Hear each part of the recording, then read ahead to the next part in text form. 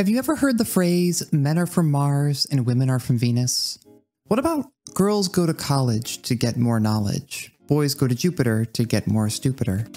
On my elementary school playground, you'd hear sayings like this about as often as you'd see that cool S, which totally started at my school and everyone else has just been copying. These sayings also speak to something important about how many people are taught to think about gender. Men and women are fundamentally different. So different, in fact, that they might as well come from different planets. This is an example of what psychologists like to call essentialist thinking, which is a fancy way of saying believing things we group together share common qualities that set them apart from other groups. This makes sense when you're talking about things. For example, let's take a silver bullet and a silver candlestick. Since both are made of silver, you can assume certain things about them. Stuff like the fact that they can both be used to kill werewolves, and that they can both be used to buy the soul of a man who was sentenced to hard labor for stealing a loaf of bread. The framework of essentialist thinking has major implications for human reasoning. Sometimes it can be useful for helping us generalize existing knowledge. However, it is less useful when you try to make those kinds of inferences about other people. When we apply this line of reasoning to thinking about people, we run the risk of assuming that group differences are biologically based and assigned at birth. These kinds of inferences are also often incorrect. It's stuff like assuming that tall people are good at basketball, or that some people are just born to be good at art, or that billionaires are just plain smarter than all the rest of us and they totally deserve their wealth. This line of thinking might even lead you to believe that someone could be very literally assigned cop at birth. And I don't know about you, but I know plenty of tall people that are terrible at sports, and I've used Twitter sometime in the past few months, so I'm starting to doubt that bit about billionaires being smarter than all the rest of us. At this point, you might be thinking, gosh, all this sounds really obvious when you think about it for a second. But that's exactly it. You have to stop and think about it for a second. And people are only able to focus on a handful of things at a time. We only have so much gas in the attention tank, so our brains have developed ways of being as efficient as possible. Thinking about people in terms of group membership is one way that our brains save mental bandwidth. And it turns out we are very, very good at this. So good, in fact, that we often don't even realize that we are doing it. Social categorization is a largely automatic process that takes place within fractions of a second. Studies using ERPs, or event-related potentials, have found evidence that people will process the gender-related information in a person's face in as little as 1/10 of a second. This process of categorization is also very difficult to control. People will do it even when the person's gender is irrelevant. They will also keep doing it even when they are explicitly told not to. Apart from our individual psychology, the impact of essentialist thinking has also been felt throughout history. Organizers have used essentialist thought as a way of mobilizing people around issues. In particular, gender essentialism, the idea that men and women are fundamentally different, has been a driving force in the history of feminist organizing in the United States. Historians tend to break feminist history into a series of movements, or waves. The first wave of feminism began in 1848 with the signing of the Declaration of Sentiments and was chiefly focused around the issue of women's suffrage. The second wave of feminism began in 1963 with the publication of Betty Friedan's The Feminine Mystique, which argued that women were stifled by their confinement to the domestic roles of wives and mothers. So in order to organize around women's issues, you first need to be able to define who is and is not a woman. And this has turned out to be a very difficult process. Critics of first-wave feminism have pointed out how the suffrage movement marginalized black feminists like Sojourner Truth, who famously delivered the speech "Ain't I a Woman" in 1851. In that speech, she points out how giving women the vote is just plain common sense, while also highlighting the differences in treatment between white women and women of color. White women would get the vote in 1920, but women of color would have to wait until 1965 with the passage of the Voting Rights Act. Second wave feminism marked the transition of feminism from the singular cause of voting rights to broader political issues, two of the major issues being reproductive rights and workplace equality. But what about women who are for any number of reasons either unwilling or unable to have a child? And on the issue of workplace equality, single mothers, women of color, and poor women were already working outside of the home, so feeling stuck as homemakers wasn't their issue either. These earlier forms of feminism built off the assumption that there was something that connected all women, that there was some essential essence of womanhood that all women had in common. However, history has shown time and time again that this is always false. No matter where you try to draw the line, you always end up excluding some women. And the people that end up excluded historically have been some of the most vulnerable. So let's do a little thought experiment here, and we're going to do what no one else has been able to do before. We are going to find out where to draw that line. And we're going to start using plain old, simple biology. If you're like me, in school you were taught that everyone has either XX or XY chromosomes. It's simple, it's easy to understand, and it does not line up with reality. There are a number of conditions that introduce some color into this otherwise black and white framing. For example, complete androgen insensitivity syndrome is a condition where the body does not respond to those quote-unquote male hormones like testosterone. Even though people with this condition have XY chromosomes, their development looks more typical for females. People with congenital adrenal hyperplasia or polycystic ovary syndrome have XX chromosomes but have bodies that produce excessive amounts of those quote-unquote male hormones, which can result in difficulties with fertility, acne, facial hair growth, and even the emergence of male pattern baldness. Okay, so genetics is out. But what about brains? Well, neuroscientists have also challenged the thought that men and women have fundamentally different brain structure. There is tremendous overlap between men and women. In fact, it is extremely rare to find consistent differences between them, and even then, those differences are extremely minor. The same is true for hormones. There's a lay theory that there are male and female hormones, but both estrogen and testosterone are present in all of our bodies. They vary between people, and they also fluctuate across our lives. No matter how you try to slice it, nature doesn't create binaries. It creates spectrums. And if you add all of these factors together, you don't end up with two neat categories. You end up with something like this, a distribution. Between all of the hormone levels, chromosomes, brain structures, social conditions, and everything else that I've talked about and haven't mentioned, there just isn't anywhere you can draw a clean dividing line. And personally, I think that's really cool. However, there are some people out there who might disagree with me, and it's understandable why they might. Holding on to these essentialist ideas that there are two genders that are both fixed and immutable is a way of simplifying an otherwise complicated world. It also provides people with a script for how to relate to other people as well as how to relate to themselves. The cultural idea that there are ways that we ought to be starts early, for some of us even before we're born. Gender reveal parties have become pretty popular online in the past few years. These are parties that lead up to a big revelation of the child's expected sex having been guesstimated either via a sonogram or a blood sample. The reveal can be as simple as cutting a cake or breaking a piñata, all the way up to something like skywriting or setting off explosives that kickstart a deadly wildfire. Throwing a party like this doesn't make a lot of sense unless you're the kind of person that believes that gender is something immutable, fixed at birth, and that whatever bits a doctor estimated that your kid might have means something about the person that they are going to be. Or maybe, more aptly, it says something about the person who you think that they should be.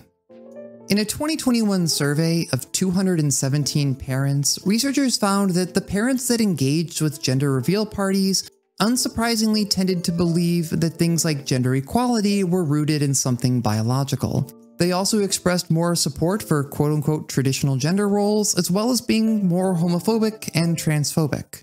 This finding might not be shocking to you, it wasn't particularly surprising to me, but I really do have to hand it to the authors for getting me to audibly inhale over one of their chapter headings, Elephant in the Womb. Seriously, witty academic chapter titling is a lost art, so cheers to them for keeping it going. Gender essentialism can also play into how a person sees themselves. For some, this can be helpful as it gives them an idea of who they are supposed to be. Meeting those goals can boost a person's self-esteem. It's kind of like a rubric for how to get a good grade in gender, which is both normal to want and possible to achieve. However, there are consequences for this. There is a concept in social psychology called precarious manhood. Studies have found that men who believe in essential ideas of gender respond differently to threats to their masculinity compared to men that don't have the same level of investment. For example, men who were given bogus feedback on a knowledge quiz about cars, sports, guy stuff, would dial up the machismo to reassert their masculinity at later parts of the study, doing everything from lying about their sexual experience to exaggerating their height to, and I shit you not, choosing to give themselves more painful electric shocks. After all, if you believe that men should be tough and you're not living up to those standards, where does that leave you? The kinds of manipulations used in the precarious manhood literature might seem benign. I mean, in this example that I gave, it's basically the equivalent of giving somebody feedback on a BuzzFeed personality quiz. But these can still conjure up some very real anxiety and discomfort in the men who feel like their manhood has been called into question. Which begs the question, is this a healthy standard for someone to hold themselves to? Probably not. As evidenced in modern cinematic marvel, Greta Gerwig's Barbie.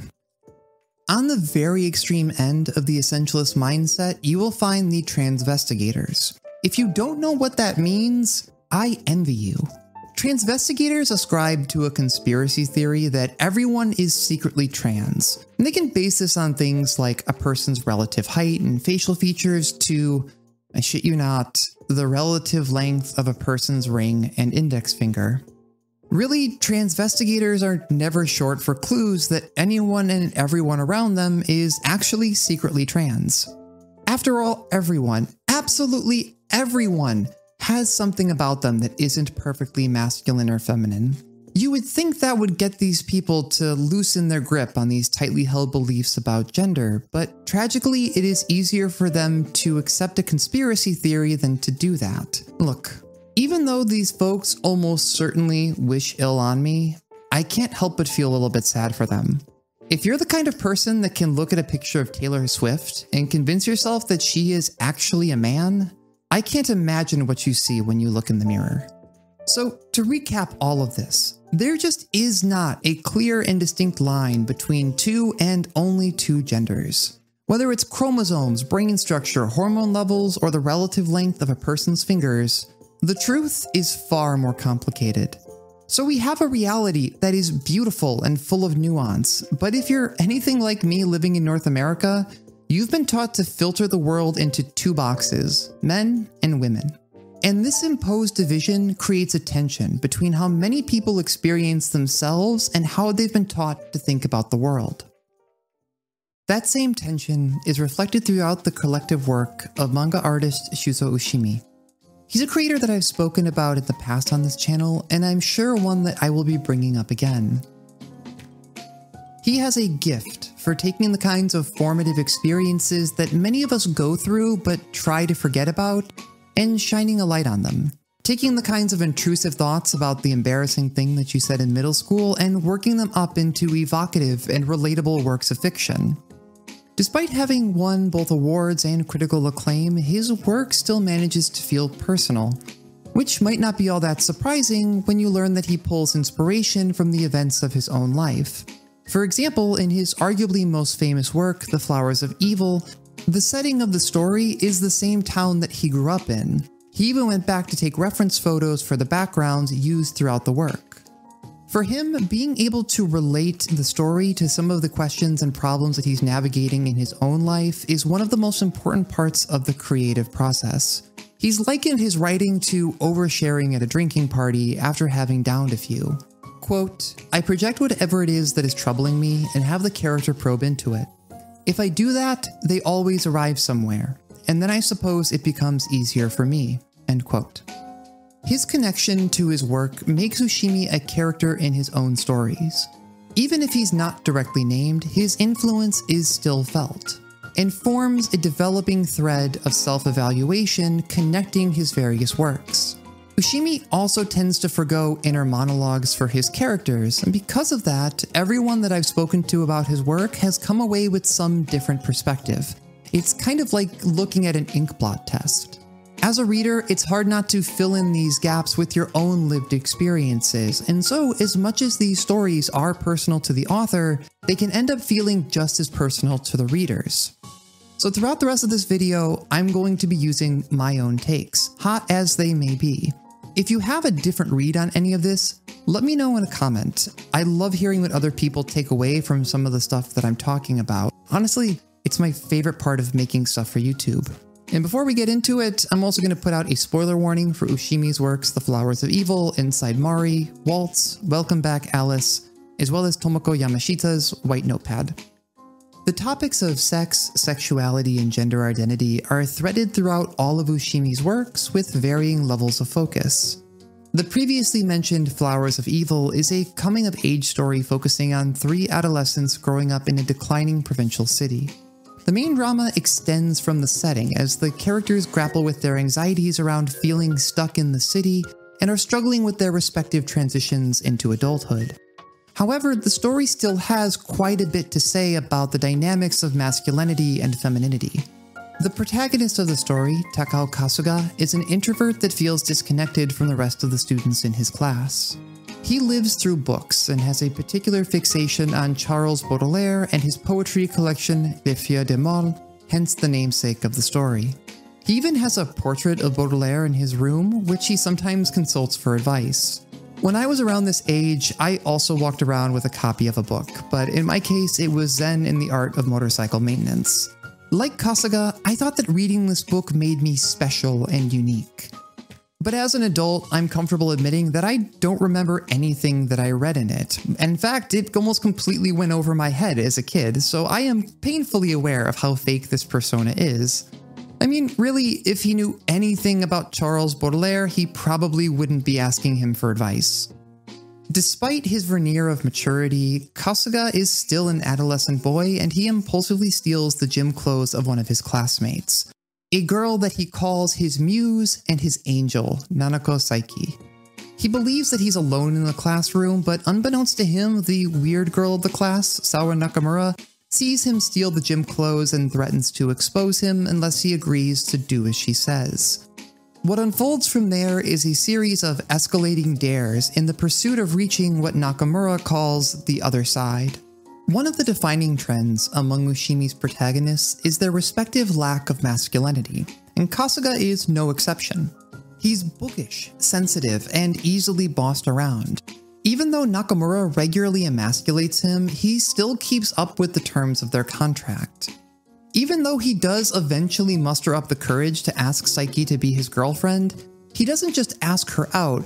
He asks her if she wants to be in a chaste, purely platonic relationship with him. The gender dynamics between the 3 main characters in this story would actually be more typical if they were flipped. The second arc of the story picks up years later, with Kasuga having moved to another city but still unable to escape his lack of masculinity. This is felt most in his relationship with fellow classmate Aya Tokiwa. Her boyfriend initially sees Kasuga as a threat to their relationship, so he invites him to hang out and there verbally emasculates Kasuga in front of a crowd of his friends before dismissing him as unmanly and a wimp. He's actually surprised that he ever thought that Kasuga could possibly try to make a move on his girlfriend. Even though Tokiwa and Kasuga do eventually start dating, their relationship is hardly physical. They do eventually kiss toward the end of the book, but it's only when Tokiwa pushes for it. And even then, it took the 2 of them nearly breaking up to get Kasuga to do it. There's actually a running gag in the story where different characters will bring up how much time Kasuga spends in Tokiwa's bedroom, when really they're just up there studying and reading books. Throughout the story, whether it's in his relationship with Tokiwa, his parents, or his classmates, Kasuga seems uncomfortable with the social role of being a man. In a recent reread, I realized that the trajectory of his relationship with Tokiwa, with her as an aspiring author lacking confidence in her ability, and Kasuga as her biggest fan and supporter, follows the typical beats of a shoujo storyline where Kasuga has been cast as the heroine. Oshimi followed up The Flowers of Evil with Inside Mari, which ran from March 2012 to September 2016. He said that he starts each work with a question that he himself is exploring. In the case of Inside Mari, the question seems to be, what is the essential thing that separates men from women? It's in the first author note where Oshimi plainly lays this out for the reader. Quote, "I want to be born as a girl, be brought up as a girl, live my life as a girl, just be a genuine girl," end quote. He goes on to describe a view where women are an inaccessible half of the world that he can never experience, which, going back to earlier in this video, is the very definition of an essentialist idea of gender. I focused on Inside Mari via the lens of body horror for another video on this channel, so I'm going to be brief here. If you want a more in-depth look at the plot and characters, go ahead and pause and go watch the video. I'll even put a card down here to help you out. Cool? Cool. Inside Mari follows Isao Komori, a college dropout who only interacts with the world via visits to a local convenience store. It's there that he encounters Mari, a high school girl that he sees as impossibly pure, even angelic. She occupies half of the world that someone like Komori could never hope to explore. Until one day, he does, via waking up in Mari's body. But rather than using this story hook for comedy, Oshimi uses this premise of a body swap narrative to explore what it is that makes women and men so different. Because if that essentialist idea is true, then being Mari should be an impossible task. Komori wasn't raised as a girl or born as a girl, so how could he ever hope to be a girl? Yes, his initial attempts to be Mari are disastrous as he fumbles through the mundane horrors of femininity. But as the story progresses, Komori seems to be figuring it out. He appears to even be genuinely comfortable with a newfound sense of femininity, maybe even happy, maybe even happier than he was while living as a man. This would seem to question that initial premise of gender essentialism that the author laid out at the start of the series. Komori wasn't born as a girl, wasn't raised as a girl, but seems to be doing alright. And to the other characters in this story, he's maybe even indistinguishable from a genuine girl. It's also here that Oshimi pivots the story into the direction of psychological horror by revealing that there never was a body swap to begin with. This whole scenario was a dissociative episode brought about by Mari's own mind. While I do appreciate the conclusion to the story for what it is, this pivot has always bothered me. The story set out with this question about exploring whether there's an essential thing that makes someone a woman, or if you simply have to be born a certain way. It challenges that idea, but then undoes all of that work. Of course Mari was able to navigate womanhood, she's been one this whole time. So rather than deconstructing this idea that men are from Mars and women are from Jupiter, this pivot seems to even reinforce it. As a teenager who saw their own dysphoria represented in this narrative, and as an adult with a doctorate in social psychology with a specialization in gender, this has always felt tragic to me. Part of me has always wondered if Oshimi didn't like the conclusion that he was finding through this story and decided to pivot the narrative in a different direction. After the conclusion of Inside Mari in 2016, Oshimi would publish the one-shot story Waltz in 2017. This short, single-chapter story focuses on two neighbors. One night, Onaga walks out onto her balcony and sees her neighbor Kashiwabara standing out on his own balcony while cross-dressing. Rather than reacting with disgust, Onaga decides to help him explore femininity, and at first, this is a very sweet story. Things seem to be going well until Kashiwabara reveals a desire to confess to a boy in Onaga's class. In response, she slaps him and storms out. Later, she finds herself daydreaming while at work until she's snapped out of it by Kashiwabara. His face is swollen after having been beaten up by the boy that he confessed to which Onaga closes the story with the thought, I guess I'll just have to make you cuter. This one-shot story might be the piece of Oshimi's work where I feel the absence of monologue most strongly. Given the short nature of the work, it's hard to draw inferences about what these characters' motivations might be. What is Onaga intending with her slap? Was she frustrated knowing that Kashiwabara was going to get hurt again? Or did she feel like maybe her own budding attraction was being ignored? And what about Kashiwabara's desire to confess in the first place? Is that a romantic attraction? Or is it a desire for affirmation? If he could get a boy who bullied him for being feminine to admit that he's cute, would that be the ultimate affirmation of his own femininity? Even though these questions can't be answered by the text, Waltz is another chapter in a building exploration of gender essentialism that threads through Oshimi's portfolio of work. And so far, that story seems to be arcing to an unhappy ending.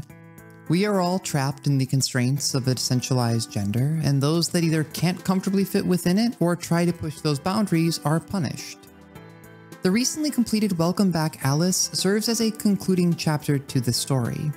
Prior to its completion, I felt like this book had the potential to be a masterpiece, and now that it's completed, I'm certain of it.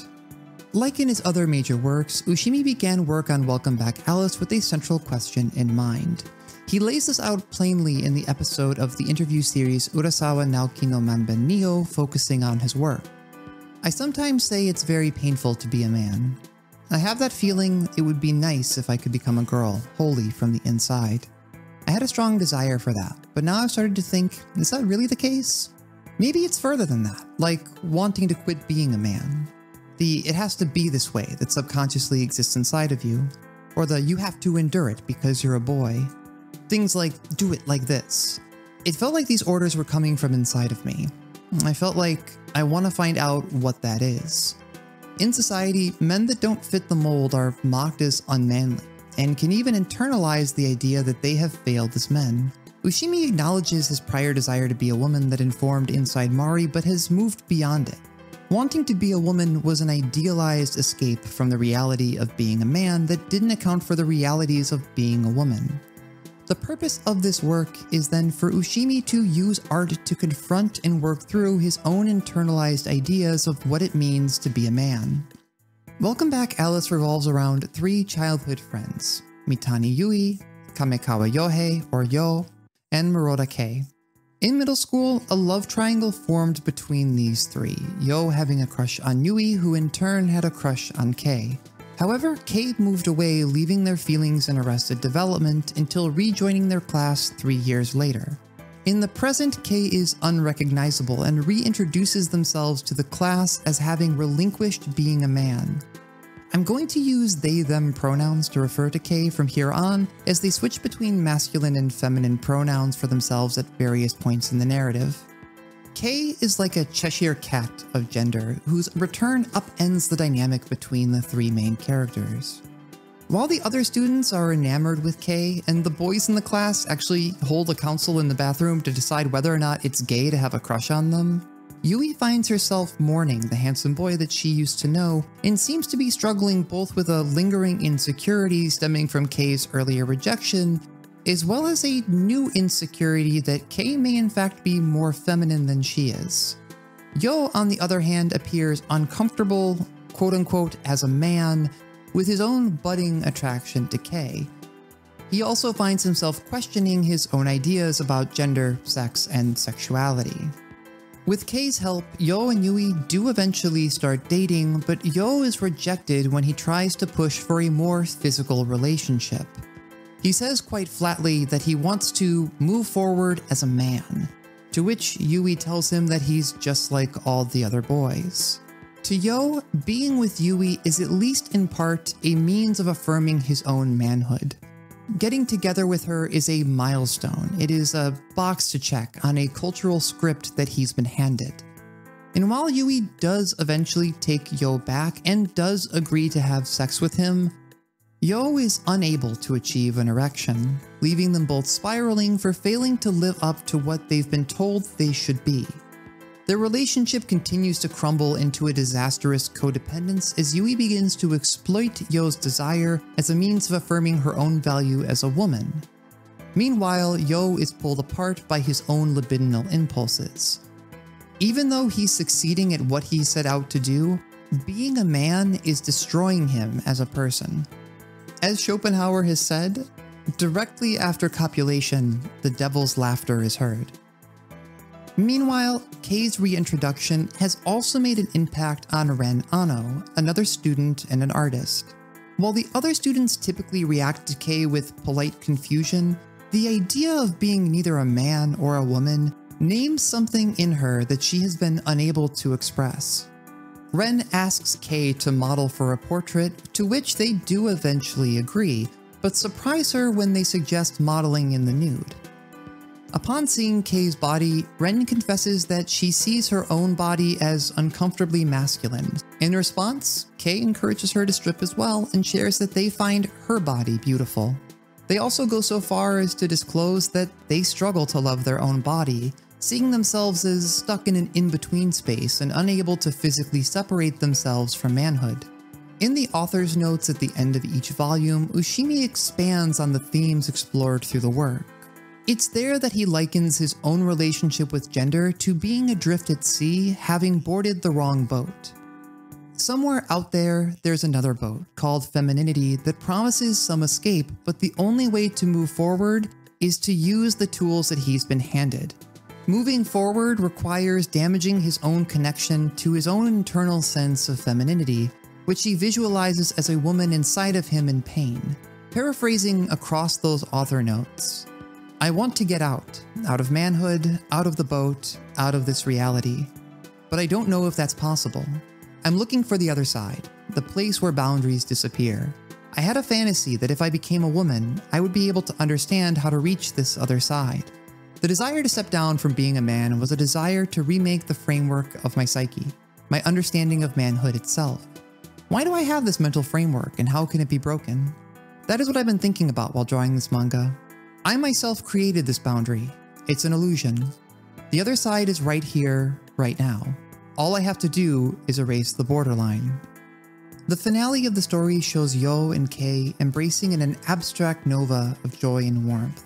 In the epilogue, we follow up with Yo, who's been separated from Kei again and maintained a more masculine presentation despite having stepped down from manhood. It's a subtle way of pointing out how stepping down from being a man might look different for everyone. Yo's motivation for stepping down from being a man seems to have more to do with the social role, whereas Kei has expressed something very similar to gender dysphoria earlier in the work. Thinking about his longing to see Kei again, Yo hears a familiar voice behind him, turns around, and sees Kei standing there smiling. For an author with a reputation for writing sad stories and downer endings, Welcome Back Alice ends on a note of unqualified and uncompromising queer joy.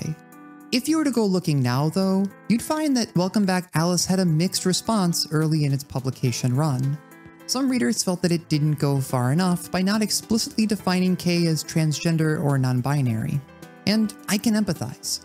There's a real power in representation.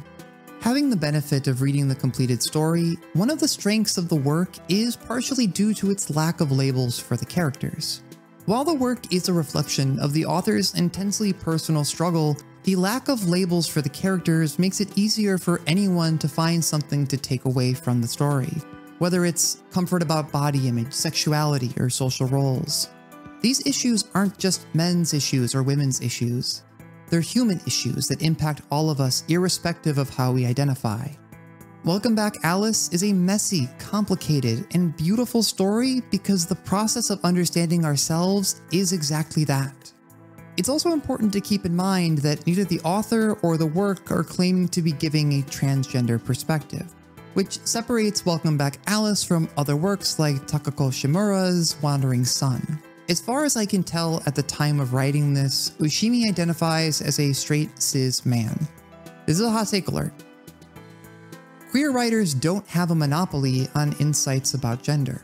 Someone can examine their relationship with gender, decide that they are completely comfortable with the gender that they were assigned at birth, and still have valuable things to share through their art. Remember, nature doesn't create binaries, it creates spectrums. And that includes between cis and trans folks. in previous interviews, Oshimi mentioned retiring following the completion of Welcome Back Alice and the simultaneously published Blood on the Tracks. If that is the case, he has left behind a remarkable body of work, in which Welcome Back Alice in many ways feels like a conclusion. The final author note at the end of the epilogue feels like a fitting capstone to a 20-plus year-long career examining the struggles of sex, sexuality, and gender identity. Paraphrasing from it, quote, "I wanted to depict my personal issues surrounding sexuality candidly, and in doing so capture the essence of that suffering. My biggest issue is that I want to love myself, but I can't. Even now that I've finished drawing it, at the end of the day, I haven't been able to completely quit being a man, or eliminate the discomfort that I feel with myself. However, one answer I found is to continually strive to step away from where I am at the moment. There is no fixed goal. It's about always looking for a different way," end quote. Even if he does retire, there are other authors out there producing art in conversation with many of the same themes present in Oshimi's work. One stellar example recommended to me by commenters on another video is Tomoko Yamashita's White Notepad. It's a short series that ran from February 2015 to October 2016, putting it in approximately the same publication window as Inside Mari. The story makes use of another body swap scenario, but sets the events a year after the pair were unable to swap back. Whereas Inside Mari pivoted away from examining the dynamics of gender, White Notepad boldly steps forward into that space. Both characters are living radically different lives and finding elements of masculinity, femininity, and joys that they otherwise wouldn't have found within themselves. There may actually be another video about this in the future, pulling from this and some other similar stories that y'all have recommended. Often, we can be the only guards in prisons of our own creation. Sure, we can walk away, but where does that leave us? Where does someone go from there? Sometimes, a painful certainty is more comfortable than an uncertain future. The world that we live in and the bodies that we have are complicated and beautiful in ways that we are still only beginning to understand. Art is one way for people to imagine new possibilities for themselves and for the world around them. And really, no matter how much you might want to understand the world as stable and unchanging, the only constant in life is transition. And that's what I've got for this time. Oh, it's been a hot minute since I used a model like this in a video, but I'm really happy with this new one and I'm almost through it with animating it. Thank you for watching, and thank you doubly for sticking around to the end. When I make videos, I try to make things that I feel add to a conversation around whatever topic I've decided to focus on. And after responding to all the comments on the body horror video and rereading a lot of the same work, I've realized that I had more that I wanted to say. Turns out I had quite a bit more than I was expecting though, and this ended up being the longest script that I've written by far. So there's a little bit of overlap in subject matter, but I tried to take a very different perspective on it. I also tried to tone down on the amount of plot summary overall. Just as a writer and a reader, I don't think it's the most engaging approach that a person can take. So let me know what you think. Hopefully you enjoyed the video. After all, you stuck around to the end, and maybe you even took something away from it. As always, liking, commenting, and sharing and subscribing and all that is always appreciated. It's one of the easiest and most effective ways you can boost the creators that you actually watch and you enjoy, and helps their things be seen by more people. But really, I'm going to keep doing this until it isn't fun anymore for me. So until next time, be nice to yourself.